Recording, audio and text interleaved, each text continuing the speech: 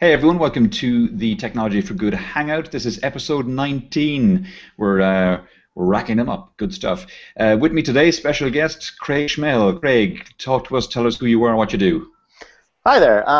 Name is Craig Schmahel. I work for a software company called SAP, and I am a director of our global developer relations team. So I basically get to go around the world working with developers and showing them really cool technologies and building stuff with them. Okay, and developer relations, just for people who don't know, are you talking about internal developers? Nope. I'm actually talking about developers that are customers, partners, independents, consultants, potential customers, potential partners, startup organizations. Basically, anybody with a desire to do development and work on technologies and do programming, development, application design, whatever on technologies. I get to work with them. We do events all over the world, and basically we give them easy access to our technologies and show them some basics and point them in the right direction and let them have some fun with it. Cool. Cool. I was actually at one of your events this week, Sapphire Now in Orlando. I'm just back, so if I fall asleep in the middle of the show, it's because I'm just off a transatlantic leg. But it was interesting because there was a lot of developers there, obviously, and there was a developer track there. And I'll be talking a bit more later on as well in the show about some of the stuff I came across there. But we'll plow on with the show itself, and I'll just turn on the screen sharing here. The first article, or the first story I wanted to mention was this one. It was the fact that just last weekend Barack Obama announced finally that there's going to be decent regulations around climate change, requiring power plants to cut emissions by 30% from their 2005 levels by the year 2030. Now, this sounds significant, and it is to an extent, but if you actually look at the numbers, you find that here in 2014, the power plants have dropped their emissions already by 15% as against their 2005 levels. So, the US is already halfway there. It just has to get another 15% between now and 2030. So it's a little bit unambitious, to be honest. On the other side, I guess, as a positive slant, it's the first time there's been regulation like this out of the US on this topic. So it kind of it's hopefully the thin edge of the wedge for the kind of climate change legislation that we're going to need to see. So with that, having said that, we'll move on to some of the more tech stories, some of the more interesting and meaty stuff that we talk about every week. It's tech for good. So here's the first story I saw in the renewables space, and I saw this fantastic wave tank that has been opened in Edinburgh, and it's basically the Edinburgh University have come up with this thing. It's their flow wave ocean energy research facility, and they can simulate waves 28 meters high and tidal currents simultaneously. It's just a massive tank where they generate waves, and they can figure out how best to create wave energy harvesting equipment. Wave energy and tidal energy as well are two forms, obviously, of renewable energy. They're not nearly as well developed as the wind and solar, but they have huge potential. And the difficulty has often been it's very hard to test the wave energy and tidal energy at sea, because it's a rough environment, and often some of the test material is lost. Whereas now with this big tank, they should be able to do it in a more controlled environment, and we should start to see some more advances in the technology. And one other renewable story was this one, where I saw the Solar Impulse 2 plane has made its inaugural flight. The Solar Impulse plane, the first one, was a plane which is fully solar powered, and did broke a lot of records for solar flights. In fact, it was the first to do an intercontinental flight. It actually flew over me here in Spain when it was flying from Europe to Africa. And it's flown across the US as well. But the Solar Impulse 2 plane is one where they're going to they're going to fly around the entire world. So, I mean, it's a huge undertaking, and it's great to see. It's going to happen next year, and it went up in its first test flight this week. So, Craig, we're seeing renewable stories here and the climate change one. I know these aren't your areas per se, and we'll be getting more into more tech stuff in a minute, but thoughts and impressions on these so far?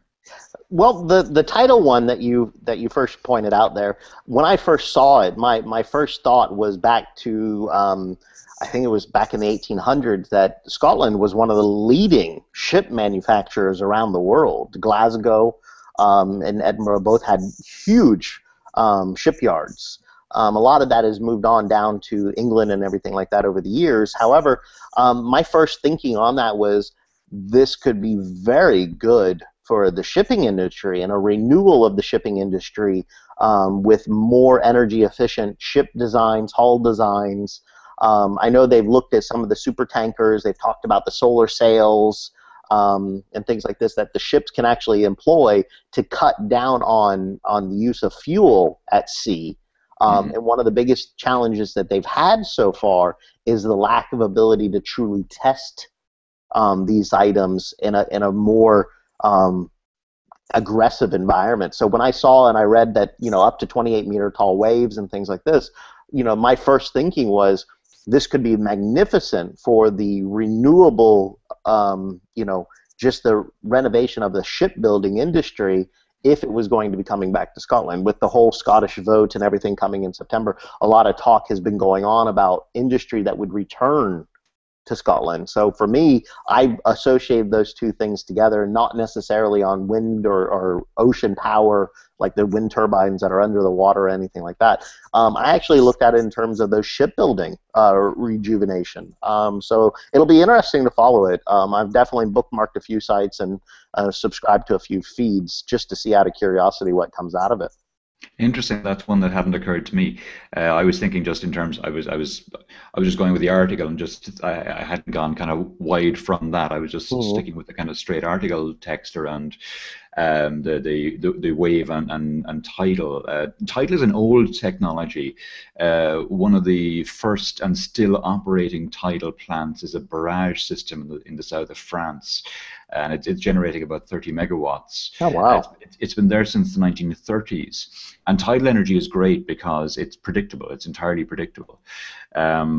It's variable, but it doesn't matter if it's variable and predictable.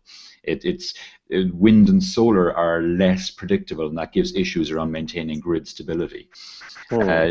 Wave energy is typically baseload because when you go out away from land, you nearly always have waves. They're not as big as they are when you get close to land, but they're there all the time.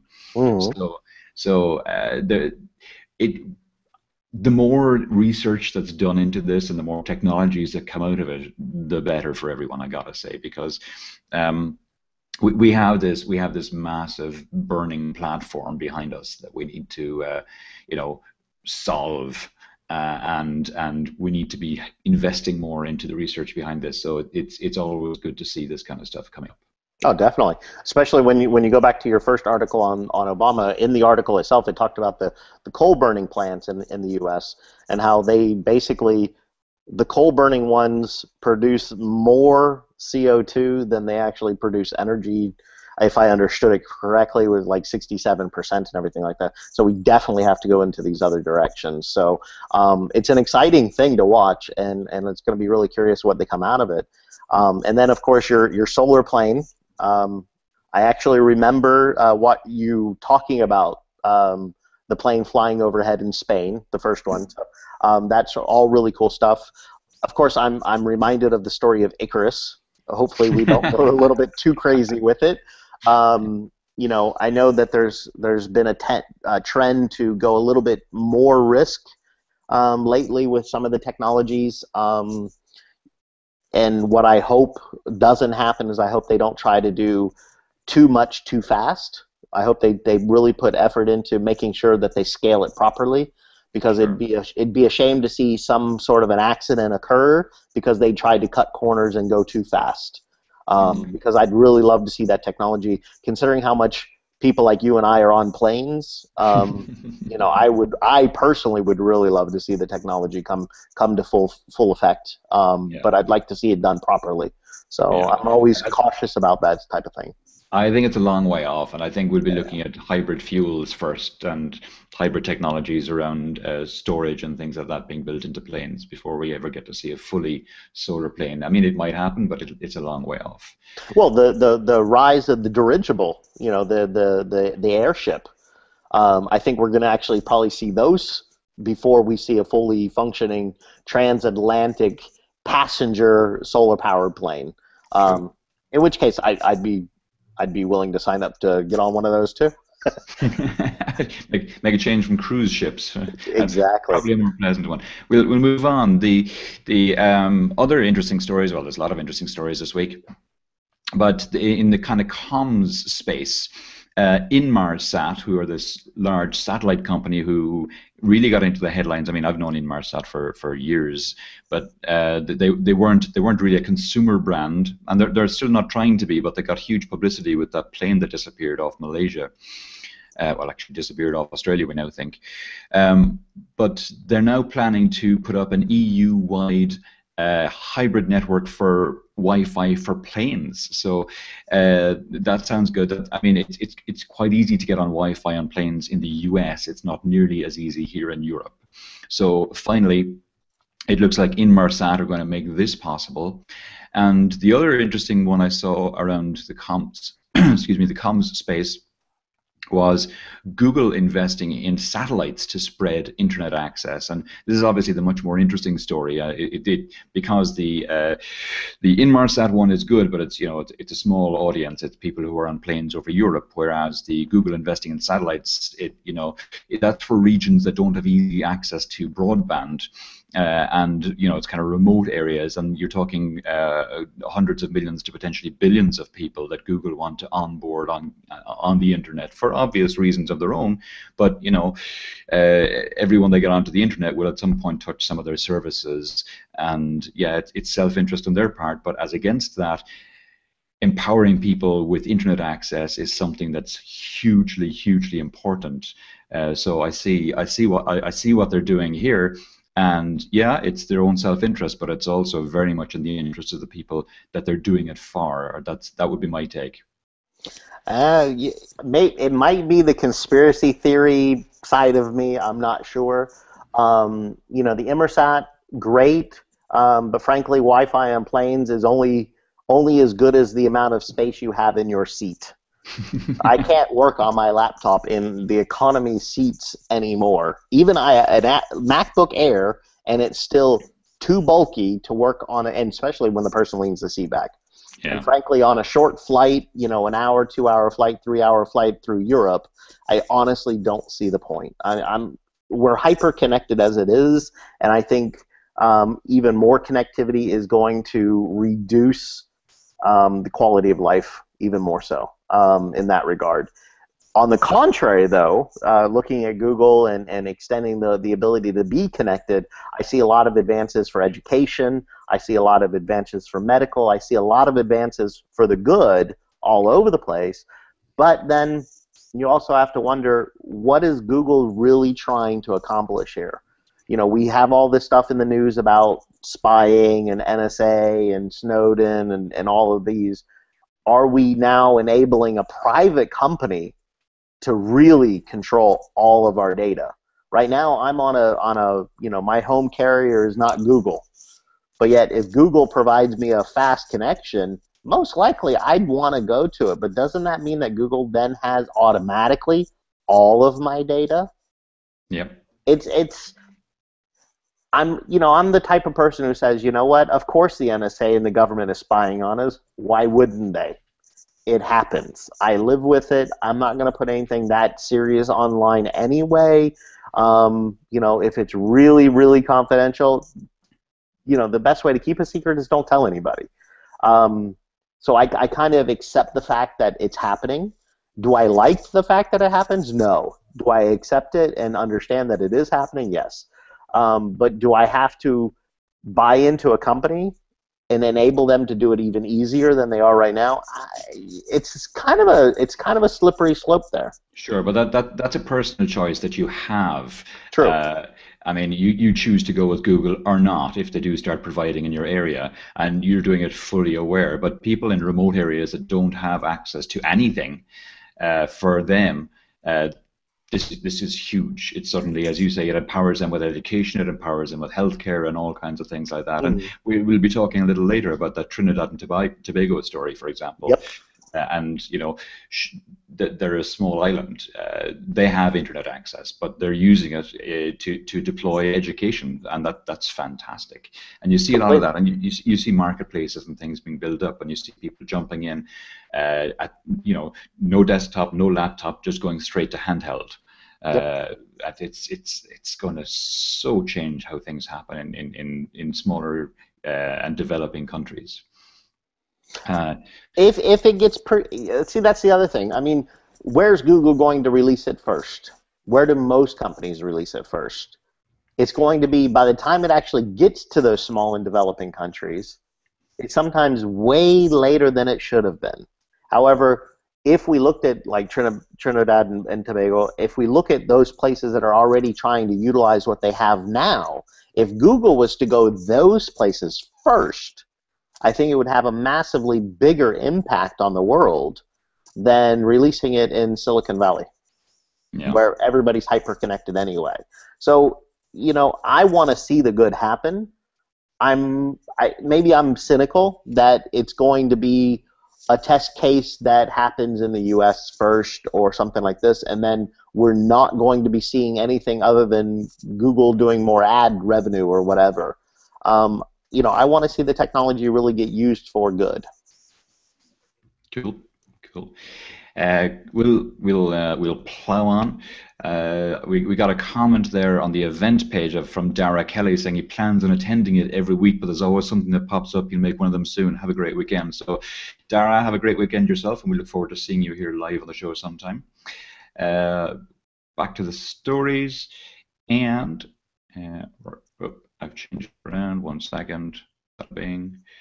Try again. Screen share. I should be an old pro at this point, but I'll put it down to jet lag.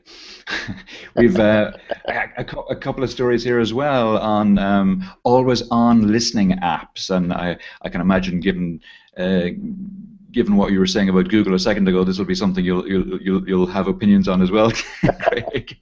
I am an opinionated person. Good. That's what makes it interesting. So Google are exploring Kit.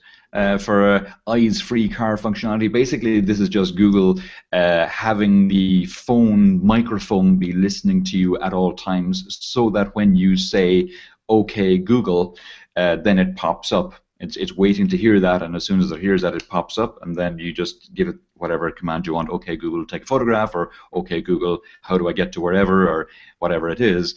And while Google announced that, Apple at the same time announced that there are going to be new Siri features in iOS 8, things like Shazam integration, so that you can have it listen to a song and it'll tell you the song, and then purchase it through iTunes. That was a natural one. Streaming voice recognition, 22 languages, but also they will have an always-on option in Siri as well. And it's important to say that it is an option. This isn't something they're forcing on people. You have to enable it. You have to turn it on actively. And then you can say, "Hey Siri," and Siri will do what you ask it to do. And I gotta say, both of them, both Google and Siri, are pretty good at understanding, pretty good at picking up our voices and understanding what it is we're asking them to do, because it's got a limited kind of command set that you can throw at it anyway. This is one I've very mixed feelings on, though, because there's huge potential for this to be abused, enormous, because if your phone is listening to you at all times, and this is you're wondering, is what you're saying being piped somewhere, or is it just being computed on the phone and waiting on the phone? It's well, I mean, let's be honest. Your microphone and your camera are on all the time anyway. We've seen it in the movies. We've heard about it on the news. Providers can activate the phone, camera, microphone, whatever, anytime they want, provided the phone is powered on. Yeah. So, I'm actually a little shocked that Google and Apple hadn't already done this already. To be honest with you, I mean, and I kid, of guess they were course. waiting for people to be a little more ready. Well, I mean, if you want to really look at it the conspiracy theory way, what has Snowden done for us but made the world aware of all the technologies that are available to us, and now all of a sudden we see companies capitalizing on them. and of course, Kit. I mean, anybody grew up watching Knight Rider is going to totally get this one, and I think it's fantastic. Actually, when I'm in my car and I have my phone hooked to the Bluetooth, the telephone button, if I hold it in on my car, Siri automatically activates, and I can ask questions.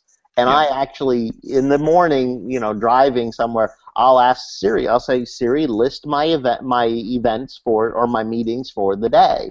And I get my updates, and Siri reads them to me. So for me, this is a natural evolution of how we work in a mobile environment.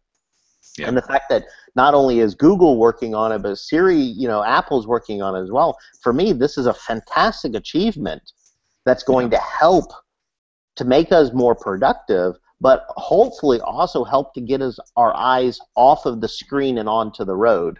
Yeah. What I've done, I've got a mount on my dashboard for the phone,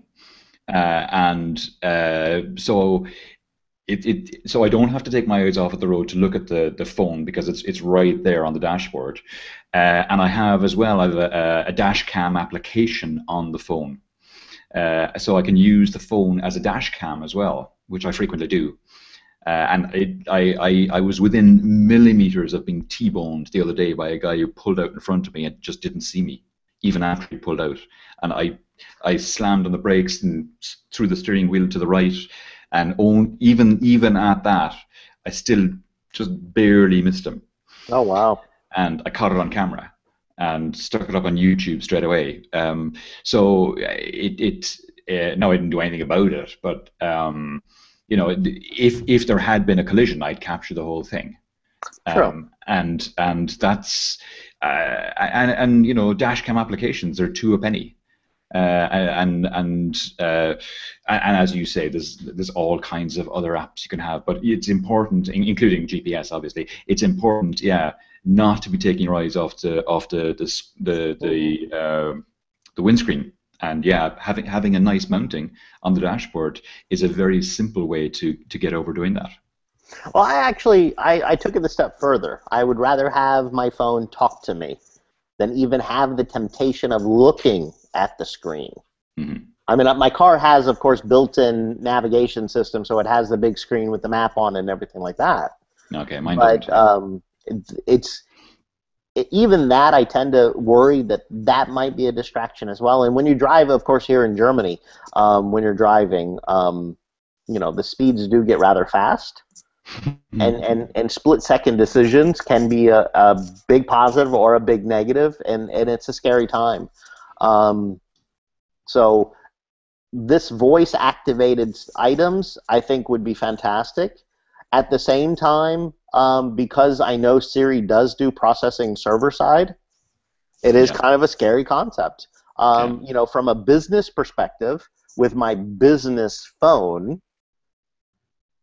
do I really want Siri knowing, or even in the office?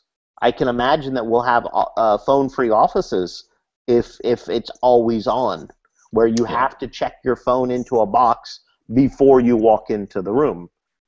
Government facilities have this already. They have boxes that are basically lead-shielded electromagnetic, to where you stick your phone in there, it's dead to the world before you enter in the secure area. Yeah. So I wonder, is this going to impact our corporate security as well? Yeah.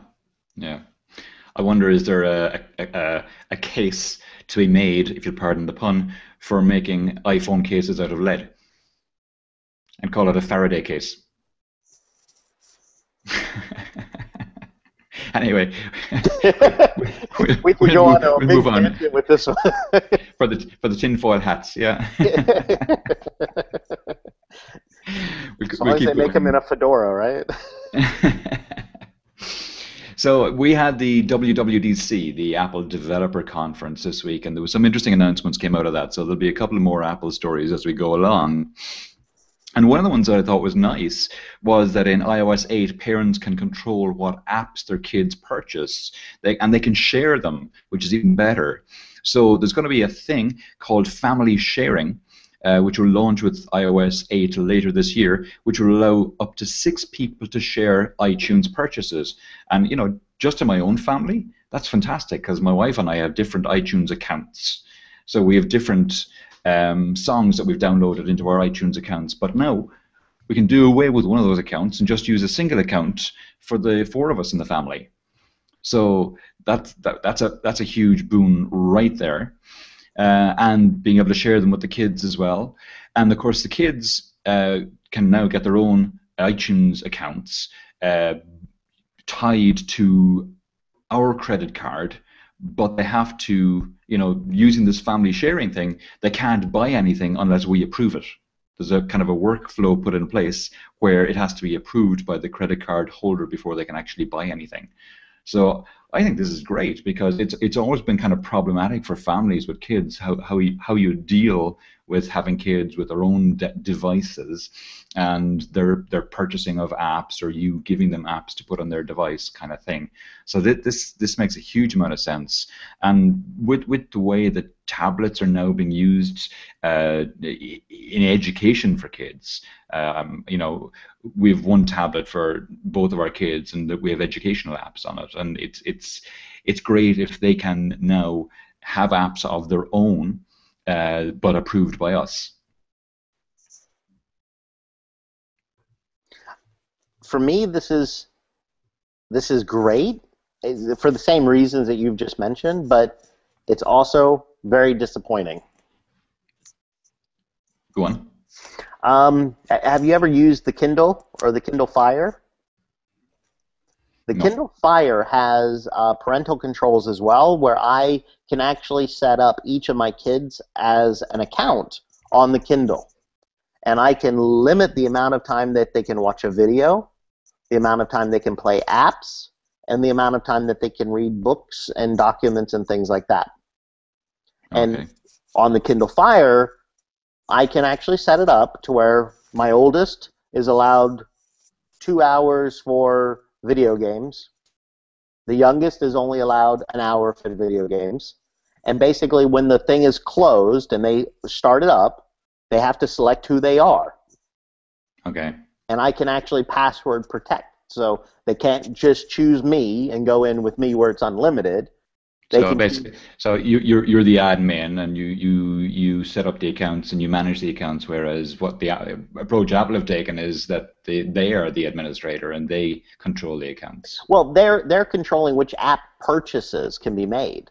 Yeah. But I'd like to be able to on the iPad, for example, because I have movies or it's hooked up to the iTunes, shared on the network, that the kids are only allowed to watch 45 minutes of TV shows or movies or something like this. Yeah. Or they're only allowed to play a game for an hour or 2 hours. Now, granted, most people will say, well, you're the parent, you're supposed to pay attention to what your kids are doing. Sure. However, the device could make it a little easier for you. The device could make it a little bit easier, especially when I consider, okay, it's the middle of the week, kids are home from school, I'm in the kitchen preparing dinner, or I'm cleaning the house, I'm doing whatever has to be done, and the kids are playing. Well, every once in a while, the kids have gotten smart. They know how to put a headset in, they know how to turn the volume down, they know how to sit somewhere where I'm not going to be able to see them too quickly. Kids are intelligent. But if they have a limited amount of time, and they know that they have a limited amount of time, I've actually found that my kids put more value into what they're doing when they know that it's only for a limited amount of time and tomorrow it's a new day and they can start over again. And I've actually found that my kids are actually choosing more interesting things to do than just Plants vs. Zombies or something like that. And so I think it's great that Apple's doing this step, but I think they need to go a little bit further with it. That makes a lot of sense. That does. Another announcement that came out of the WWDC was this iCloud Drive. this I don't know. This is them trying to catch up with Dropbox. I can see it. It's them basically building in Dropbox like functionality into the Finder on the desktop and the Mac. You have your iCloud folder. You put anything in there, and it's shared across all your devices. You go above your 5 gig free limit, and you start paying.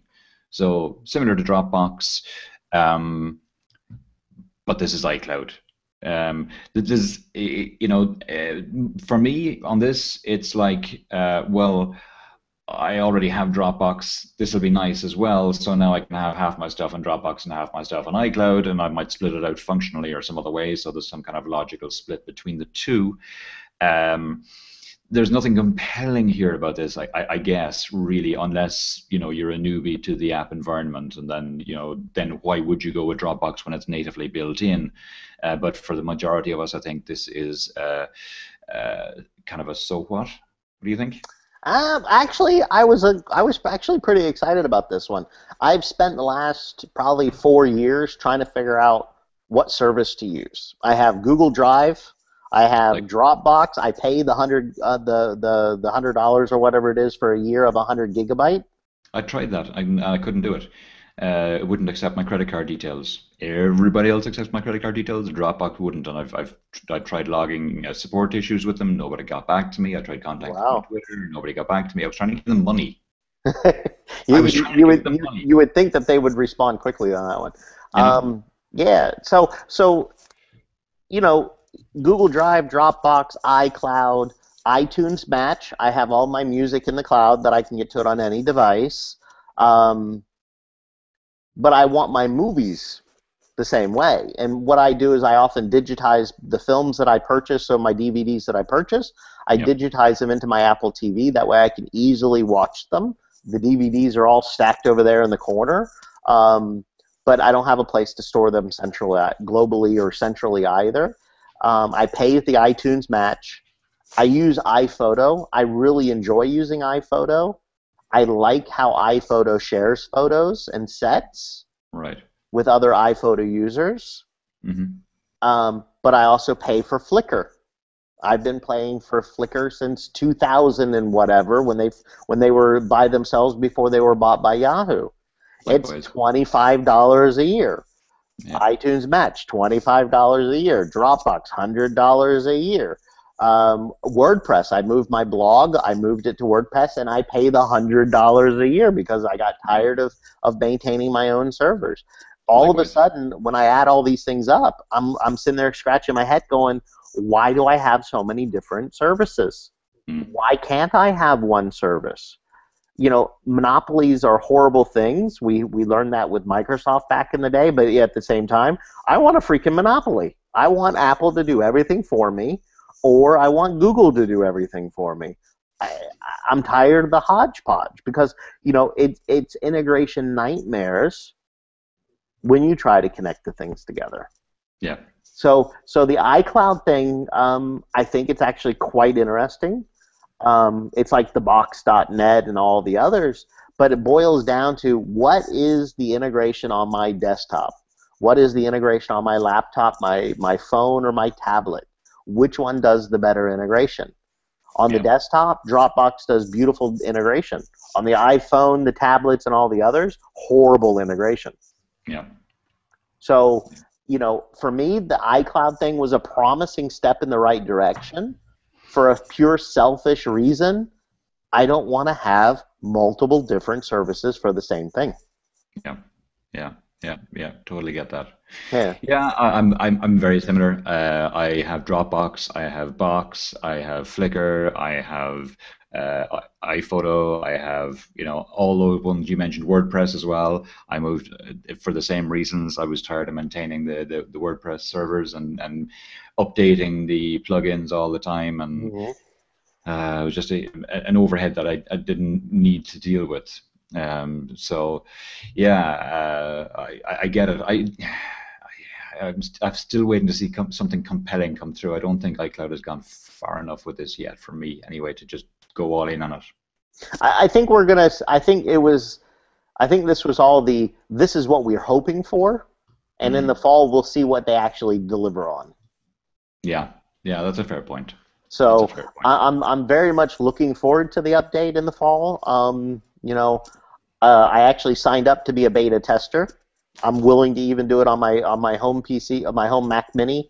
I'm willing to go the beta test route and get it early, Right. because some of the things that they added in looked very, very interesting, and it could be things that I've been waiting for. But Yep. again, we wait for a lot of things in the technology world. We see a lot of promise, but what actually gets delivered, of course, can vary. Yeah. Yeah. So I'm guessing the next stories are right in your domain. Apple releases iOS 8 SDK with over 4,000 new APIs, and this is the Apple Press info here on this page that we're looking at, and it talks about how you can do all kinds of things, and it's not just this. I mean, we've got this, but also another one that would be of interest, I suspect, is the Apple opening up the Touch ID to all apps. Previously, the Touch ID, the fingerprint recognition, was just for getting onto the device and for purchases from the App Store. But now they're opening it up to all apps, and this is something I said when I saw it demoed first day. I mean, I think this is huge, because when you start looking at the Internet of Things type applications, and you hook the two of these together, the new API calls that they've just released into the SDK, combined with the Touch ID, because the Touch ID ones are in there. So now you can use your fingerprint to open your door, to unlock your door as you approach it. You just go bing, and the door unlocks, and you just walk in. Things like that. And unless someone else has your fingerprint, they can't do it. So now your fingerprint becomes your door key, for example. I mean, that's just one. I mean, payment stuff as well. There's all kinds of things that Touch ID opens up, and which I guess they were trialing it to see how it was going, and they wanted to scale it up and stuff like that before they opened it up to all apps. I felt it was something they should have done day one, but yeah, maybe taking a cautious approach is a good idea. When I saw it and I saw 4,000, my first thought was, that's sick. I mean, 4,000 new APIs tells me that they've been holding back a lot. It also makes me curious as to what's going to happen to their existing development base. How many developers created workaround solutions? So, for example, I was looking at one the other day called Keycard. It was actually an editor's pick. You're apparently able to hook your phone up Bluetooth to your computer, and when your phone is close by, it will unlock your computer. Okay. So, for example, if you're in the office or at an event and you walk away from the computer really quick to get a drink, how many times have you walked away to get a drink real quick and found yourself 45 minutes talking by that drink because somebody caught you there, or with the crutches? Yeah. Mine are over there. Mine look the same. But things like that, those device security, where your device, which you're going to put the phone in your pocket when you walk away, but you may not necessarily lock your computer because you think you're only going to be gone for a minute. Yeah. And you find yourself talking to someone that you bump into at the drink area for the next 45 minutes. I got the app. I paid the $7 for it. Tried to hook. Note of mention: try your phone first via Bluetooth to your computer to see if it actually works before you buy an app. So yeah, I have an app. I can't use it at all. It looked promising. Had a lot of negative feedback. Didn't work all the time. Whatever. But I wanted to try it. Yeah. Because I saw the new Touch ID. Well, now with the Touch ID, what if Apple automatically has an API that's already there that connects the two together already? Then that app is completely out of business. Yeah. So I wonder, my concern is how many of their existing apps, and I know there's like millions in the App Store, how many are now going to be cannibalized or obsolete because of these new APIs? Yeah, and it's going to be a scary thought. It's going to be a significant number. But I mean, that's a risk you run when you operate on someone else's platform. You saw what happened to all the Twitter folks when Twitter shut down their APIs. Yep. Businesses were shut down just overnight, no warning. One announcement, one morning they wake up, there's an announcement. Sorry, you're gone.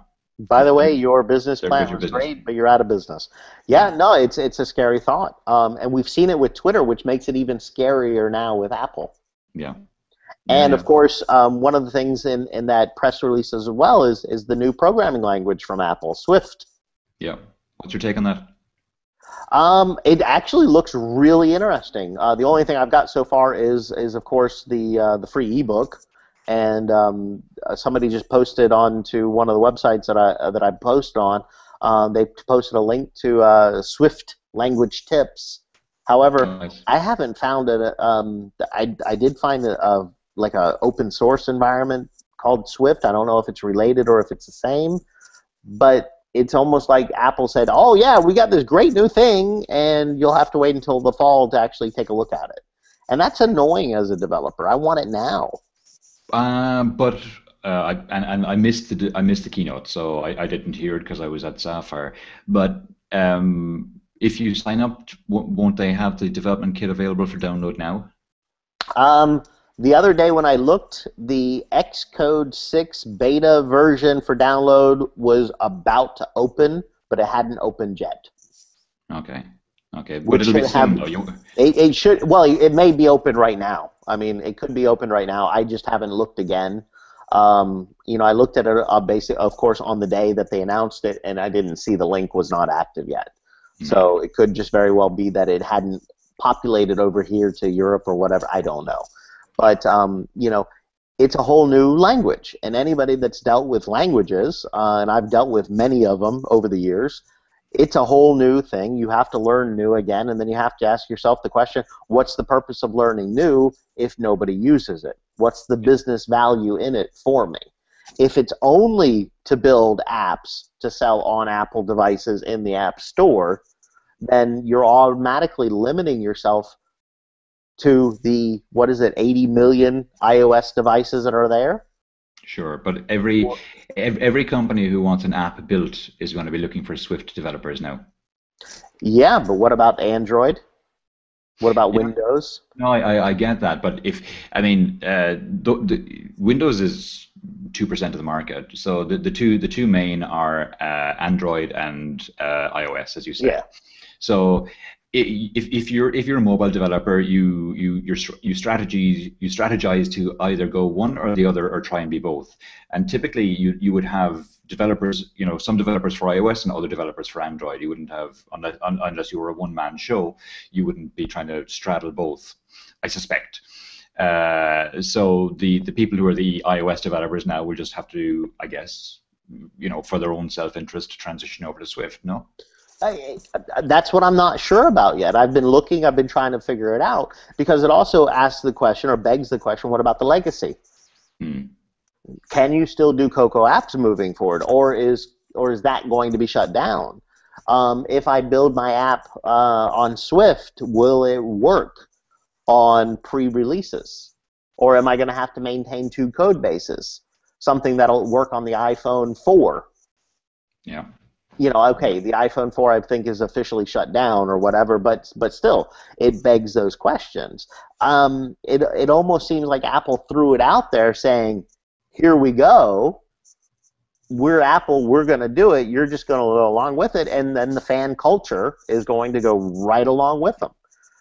For me, Swift looked really Craig, because there's been a couple of things of that before where I think part of this is they're flying a kite. And seeing which way it goes. And since Jobs has left, they've been a little less dictatorial than they were under him. They've rolled back a couple of times in response to user revolts. So I suspect if they fucked up badly with something, they would roll back if they had messed up some way like that. Yeah, but with a new language though, you're putting a lot of effort into a brand new language. Rolling back is not necessarily as easy as people might think it would be.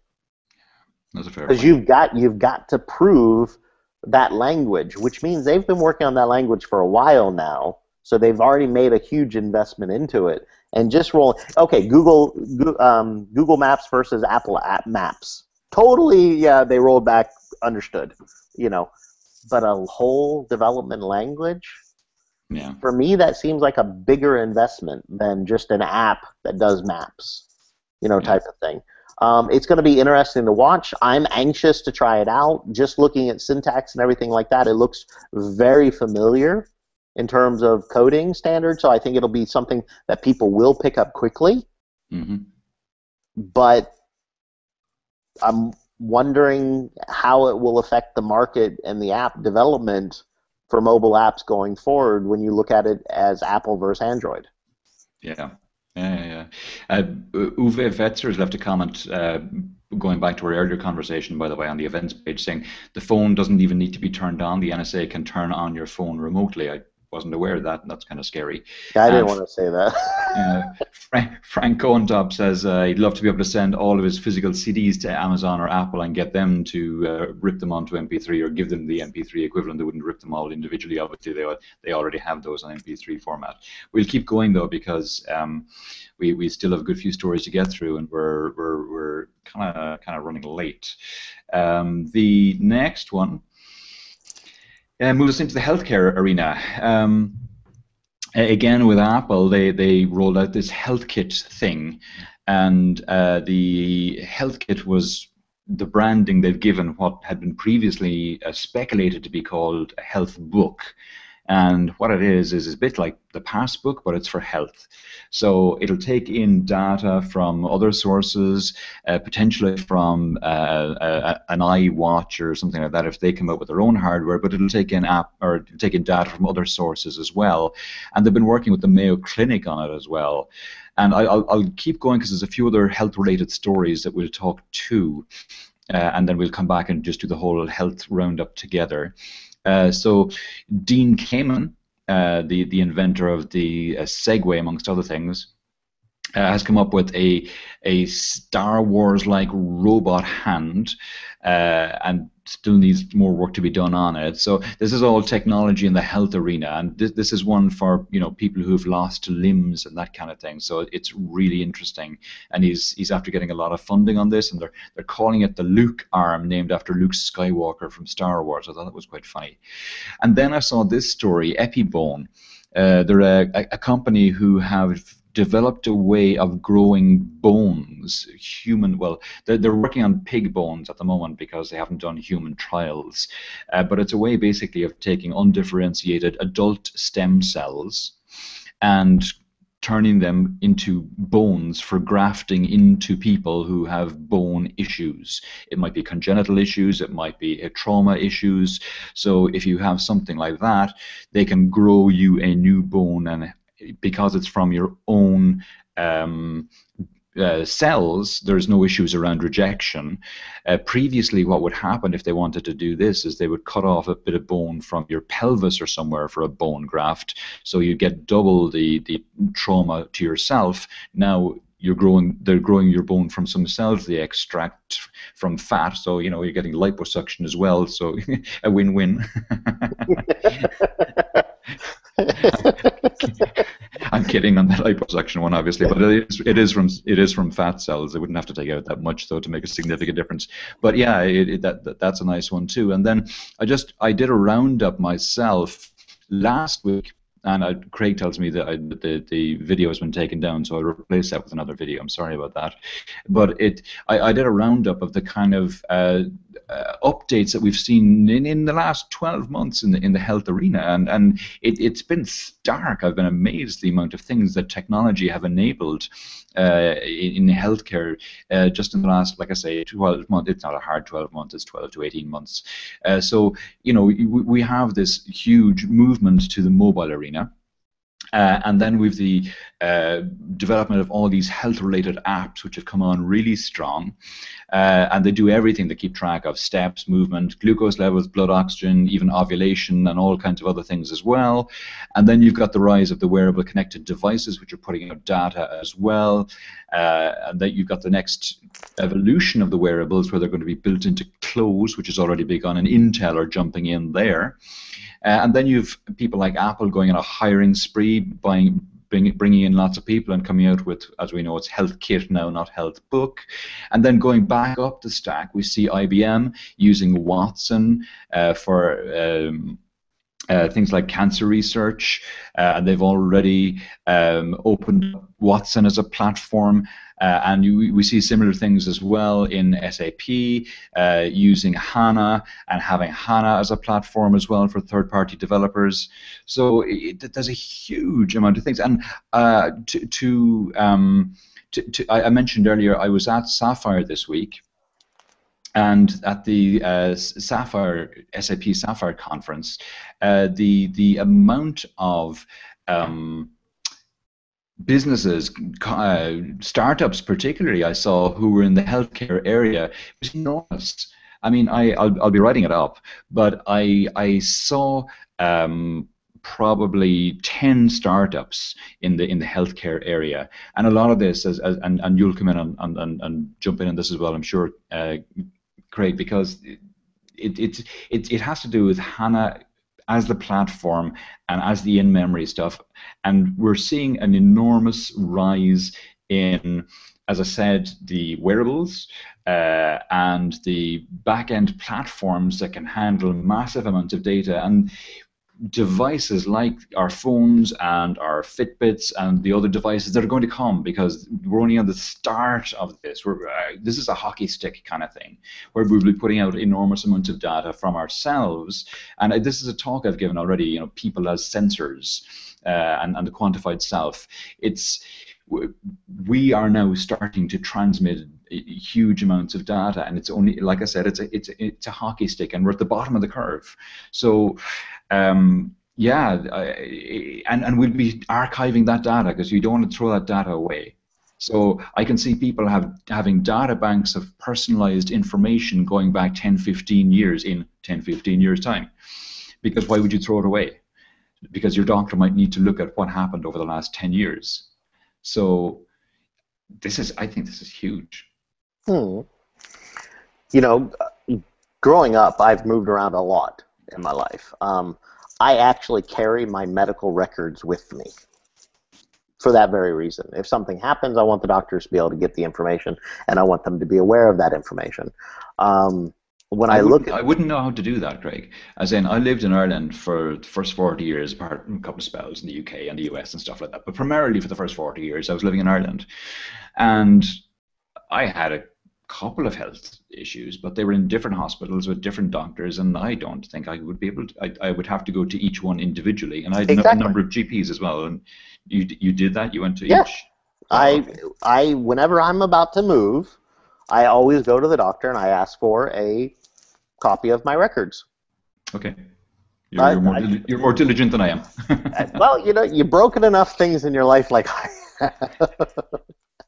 From a nose all the way down to a foot, you know, you tend to like to carry these things with you. I have allergy, you know, issues every once in a while. I like to make sure that I'm familiar with what's going on, and it was kind of cool to actually have your medical records. You know, you're like, oh yeah, this is my medical records.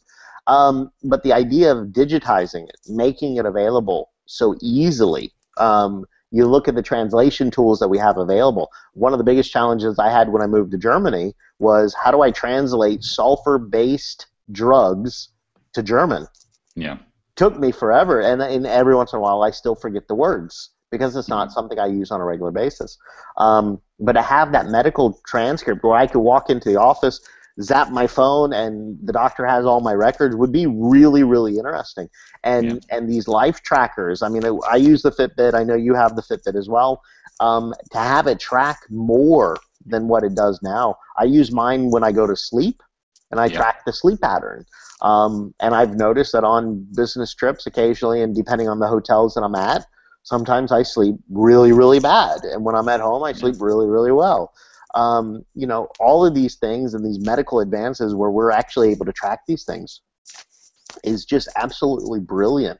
And frankly, as a parent with kids, wearable technologies, I like them, especially when they have GPS enablement and I'm out with my kids in a park. You know, it's not that I don't trust my kids. I don't trust other people with my kids. Mm. It's a parent thing, I guess. I don't know. But I have no problem putting a GPS tracker on my child. Yeah. I Yeah. have no problem with that whatsoever. In fact, I think it's a great idea, and I like to be able to know where my child is. I like to be able to, if I need to get my kids, I don't want to have to stand outside like my mom and dad did and yell, "It's dark, come home and eat." I don't, I'd rather, send my kid a message, that their arm vibrates. It says "Go home" or something Yeah. like this. I have no, the kid doesn't need to have, my dad's yelling at me, I got to go home. But I like these concepts. I really do. SAP HANA, you mentioned, it's one of the areas that I work with actually at SAP in terms of developer engagement. And one of the videos that I show is of a soccer team in Germany. Hmm. They actually use SAP HANA and sensors on the players during Oh, yeah. practices. And the guy has actually got it, the trainer actually uses Google Glass now as well when he's doing training, so he has all the pertinent information about each player as I, it I happens. think I think this is going to be a huge one. I absolutely think this is going to be a huge one because you look at Formula One now and the way the cars are instrumented and the amount of data Yep. they send back to the control center. I think this is going to happen in sports as well. I think the players are going to be instrumented. And then I think this is going to be an alternative revenue stream for the teams to sell that data to the television companies. Could be. So now you're not just selling the vision rights, you're also selling the data rights because if you look at a lot of sports that are not instrumented, sorry, but a lot of sports that are they're heavy to stats. Mhm. Baseball is the classic example, but Formula One too. Uh, if you can introduce that into others by having live data on respiration rates, on stamina levels, on things like that, that starts to get really interesting, and you start tracking players over time on their stamina levels and things like that. That could be I fascinating. could imagine that some industries would like that data more than others. Um, I won't go into too many details there. But yeah, I could see that happening as well. There's a video from SAP on the soccer team. If you go to the saphana.com, it's under the customer stories, and you can watch this. And what they're doing with it is utterly amazing to see just a sensor being added to each player, and they have sensors on the fields, and they have the readers all around the field. They're able to actually do 3D reconstructions of the plays to Oh, determine strengths and weaknesses of the individual players. It's utterly fascinating stuff. And then if you combine that as well with an injury, what happens? The player gets injured. They're able to analyze the data to see when and what and how it could have happened. Potentially also to be able to work together with safety equipment firms to better their equipment, yeah. based on those data sensor. So it's really an amazing time, and it's kind of exciting to be there, and to really have the ability to get hands-on right now in SAP HANA and play with data is really kind of cool. And it's not something I would have ever thought that I would have had access to 5 years ago, maybe 10 years ago. But now it's like anything with data. So if I ordered something online that had sensors with it, and I can read that data into my computer, I could literally just feed that right on in. And it's kind of exciting what the opportunities are there now for developers. So I'm not surprised at all with all the startups that are starting to take advantage of the sensor aware or Internet of Things activities. Yeah. It's pretty amazing. I'm going to write it up next week, so you'll see some of the ones I was talking Cool. to and the kind of things they were doing that were really cool. We'll keep going because we're running out of time quickly, and two stories I'm going to touch on before we finish. This one, Apple's announced HomeKit, so a bit like HealthKit, the idea of HealthKit obviously around health and taking in data. The HomeKit one is an SDK for controlling your home with your iOS device. So basically, you can do it's one place. At the moment, if you have Internet of Things connected lights, you get the application from the company that you bought the lights from, like the Philips Hue ones. And then if you have locks that are Internet of Things, you get a separate application for controlling those, and so on and so on and so on. And you end up with a slew of applications on your phone, and you have to change between them. And the idea of this HomeKit is that you would have all the controls come into one place, and then you could tie them together. And the example they talk about here is you would say, okay, going to sleep now. And when you hit the going to sleep now script, it then turns down the lights, it locks the doors, it changes the thermostat settings, and so on and so on and so on. Wow. And yeah. So I think this is a really cool one. And then I'm not sure if it would be GPS enabled as well, but I would be. It doesn't mention it, but I would be surprised if not. And if it's GPS enabled, then you geofence so that as soon as you go out of range of your house, maybe you go more than 100 meters from your house, doors are automatically locked. If you have an alarm, it's enabled. Lights go off and so on like that. And as you're coming back, the reverse happens. And of course, you can control your heating when you're away, and et cetera, et cetera, et cetera. All that kind of good stuff. So I think this is a really exciting one, which didn't get a lot of coverage. And the only other story that we're skipping a few, but the last story I wanted to touch on, because we're right on the hour, is this one, the Trinidad and Tobago, West Indies islands. They're going full in with Coursera at a national level. Coursera is obviously this massive online open course which gives third level courses, but they've enabled this now or they're in the process of enabling Coursera courses for the entire country, or countries, wow. the two islands. They're small places. They are small places, but this is the first time they've done it at a national level. So this could be like a test bed for them to do it for other countries too. And of course, that's what they're thinking as well. That's exactly what it will be.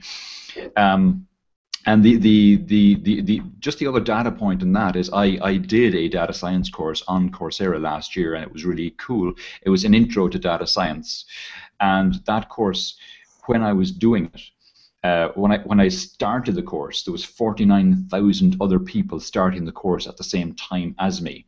And by the time we got to the end of the course, the numbers kept coming up. More people joined the course, and it was over 50,000 at the end. So these courses have no problem handling numbers like that. So because a lot of it's automated along, a lot of the stuff like the marking and the certification, all that kind of stuff. So it was really interesting just to have an intro to data science, and suddenly when I signed up, there's 49,000 other people taking that course. I was blown away. I wouldn't have been surprised with 2,000 or 3,000 or even 5,000, but 49,000 on an intro to data science course, I was blown away. It's not a topic that comes to top of mind, really. So, but not really, no. But yes. Yeah. So, and the fact that Coursera isn't the only one out there either. There are others, but the fact that Coursera is doing this now at a national level, I think that's huge. It sets a precedent for other countries to consider doing something like this as well. And again, if you combine that with the likes of the Facebooks and the Googles who are deploying drones and who are deploying satellites to bring access, as we mentioned earlier, to the internet to remote places, and you said yourself about bringing education to remote places.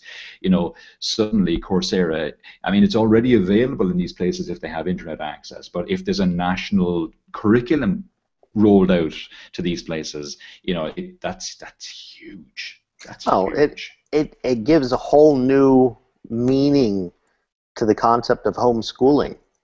Yeah. In the U.S. at least, I'm familiar with the term homeschooling, where kids are homeschooled. Their parent or somebody is teaching them at home as opposed to sending them off to a public or a private school. Yeah. And I was always confused about the concept because it didn't make a lot of sense to me. However, it is pretty common practice, especially in the Midwest in the U.S. where farming is still a big priority, and they just don't have the time for the kids to be away because the kids have to help and things like that.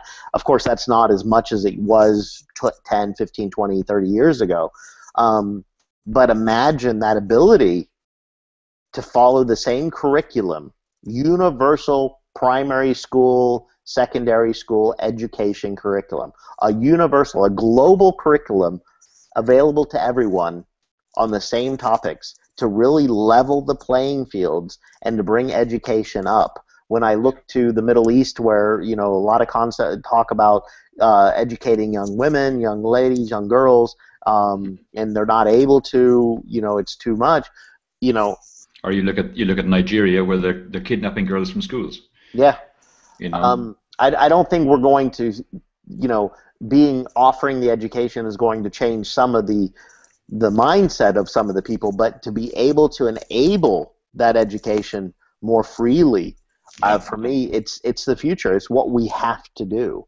Yeah. We have to put that effort into the education. We have to provide that education. If we don't, we're only condemning ourselves to a future of ignorance. Yeah. On that note, and a good note to end it on, I think we'll end today's Hangout. Thank you so much for coming on, Craig. It's been really great. Thanks for having me. We got some great stories, and we'll be back same bat time, same bat channel next week with episode 20. We'll see you all then.